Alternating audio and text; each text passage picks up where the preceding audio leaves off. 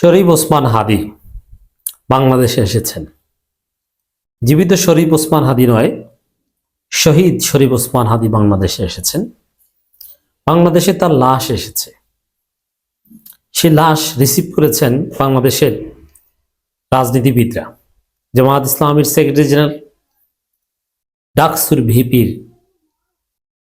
সেই কান্না আমরা দেখেছি, মাহমুদুর রহমানের কান্না, আখতার হাসনাত আবদুল্লাহ, ভারতের আধিপত্যবাদের বিরুদ্ধে যারা তারা উপস্থিত ছিলেন, তারা শরীফ ওসমান হাদিকে রিসিভ করেছেন। শরীফ ওসমান হাদিকে এরপর হিমাগারে নিয়ে যাওয়া হয়েছে। এরপর হয়তো আগামীকাল ঢাকা বিশ্ববিদ্যালয় কেন্দ্রীয় মসজিদের ওখানে রাখা হবে, কিন্তু লাশ দেখার কোনো সুযোগ কাউকে দেওয়া হবে না। এরপরে মানিক মিয়া এভিনিউতে জানাজা। সর্বশেষ সিদ্ধান্ত অনুযায়ী ঢাকা বিশ্ববিদ্যালয় কেন্দ্রীয় মসজিদের পাশে, যেখানে জাতীয় কবি কাজী নজরুল ইসলাম শায়িত, তার পাশেই শরীফ ওসমান হাদিকে দাফন করা হবে।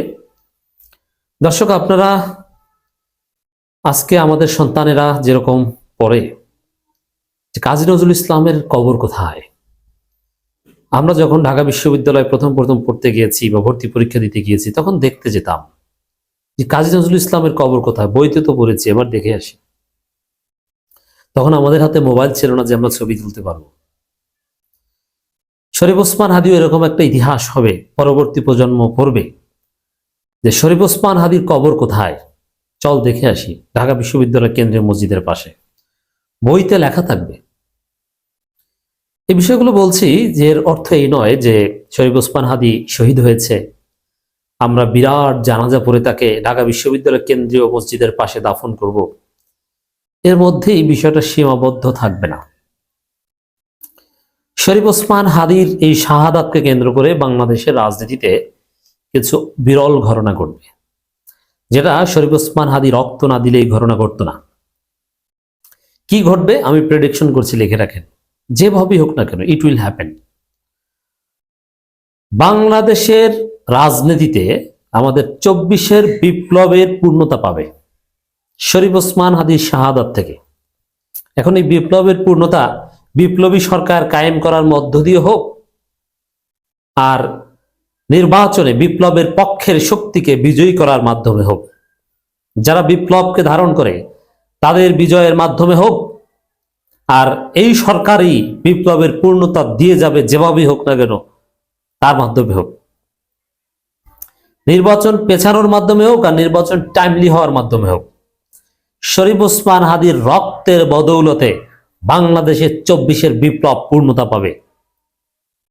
এবং নানান প্রশ্ন সামনে আসছে যে ওয়াকারের ভূমিকা কি। শরীফ ওসমান হাদির পর এখন মাহমুদুর রহমানকে টার্গেট করেছে কচুকাতি বাহিনী। সবকিছু খোলাসা হয়ে যাবে। তো সব মিলিয়ে দর্শক, শরীফ ওসমান হাদির জানাজা এবং জানাজার কিছুক্ষণ আগে পরে, দ্যাট মিনস আগামী 24 ঘন্টার মধ্যে বাংলাদেশে সিগনিফিকেন্ট কিছু ডেভেলপমেন্ট আপনারা দেখতে পাবেন। এরকম ভাববেন না যে জনগণ জানাজা পড়ে ঘরে ফিরে যাবে, না। শরীফ ওসমান হাদিকে বিমানবন্দর থেকে রিসিভ করে মর্গে রেখে জনতা শাহবাগে অবস্থান নিয়েছে। এর মানে আন্দোলন চলছে, চলবে। ডাকসু ভিপি, সাদিক কায়েম, ইনকিলাব মঞ্চের ঝুমারা চুপ করে বসে নাই। তারা বিপ্লবের কামালিয়াতের জন্য সর্বোচ্চ চেষ্টা করছে। তাদের এক এক ফোঁটা চোখের অশ্রু বারুদের মতো, কামানের মতো কাজ করবে। এবং এই জানাজা পরবর্তী প্রেক্ষাপট, চলমান আন্দোলন, এই বিষয়গুলো আওয়ামী লীগকে বাংলাদেশ থেকে চিরতরে উৎখাত করা, এই সরকারের দুর্বলতাগুলো ওভারকাম করতে বাধ্য করা, প্রয়োজনে বিপ্লবী সরকারের রূপ দেয়া, বিপ্লবী ক্যারেক্টারের রূপ দেয়া।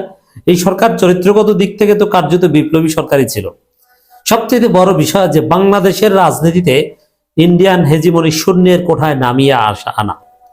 এগুলো আপনারা জানাজা এবং জানাজা কেন্দ্রিক আফটার ম্যাথের পরে দেখবেন। প্রথম হলো ডেইলি স্টার, বামপন্থী গং যে সুবিধা নেওয়ার চেষ্টা করছে ভারতের দালালেরা, কিচ্ছু পারবে না।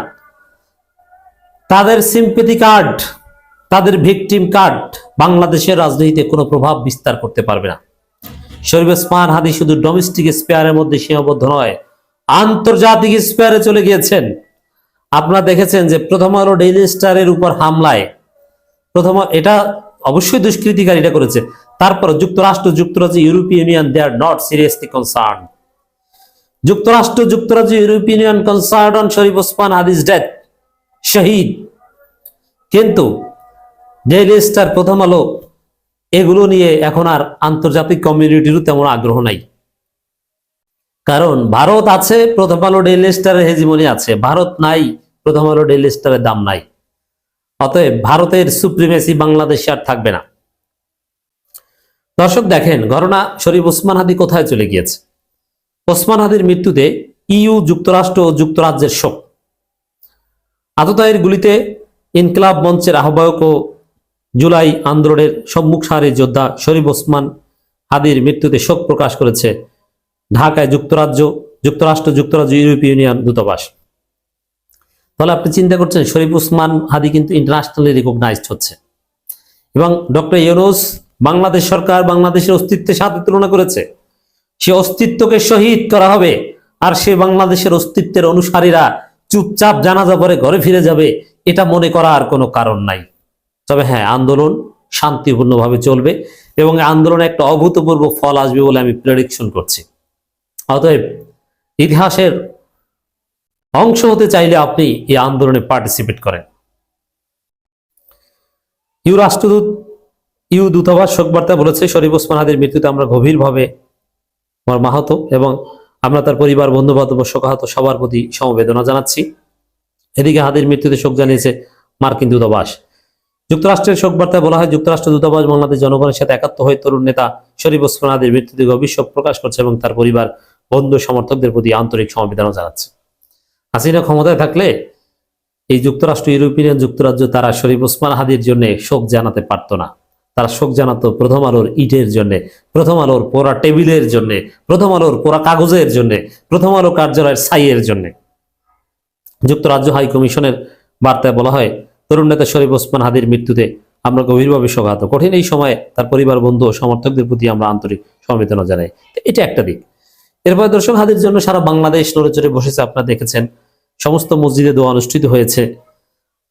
এর সাথে আপনারা এটাও দেখেছেন যে কচুগতি সাংবাদিক হিসেবে পরিচিত জুলকারনাইন সায়ের, এর মানে তিনি কোনো সাংবাদিকতা করেন না। ইন্টেলিজেন্স তাকে যা বলে তিনি ওইটা ফেসবুকে পোস্ট করে দেন।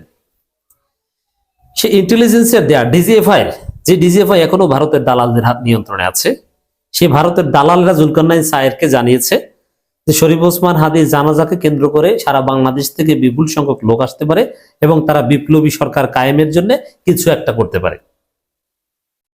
তো এর মানে এটা ঠেকাতে চায় কচুখ্যাত ডিজিএফআই, ওয়াকার বাহিনী, আর এই জন্যই এটা ডিসক্লোজ করছে এই কচুখ্যাতি সাংবাদিকের মাধ্যমে।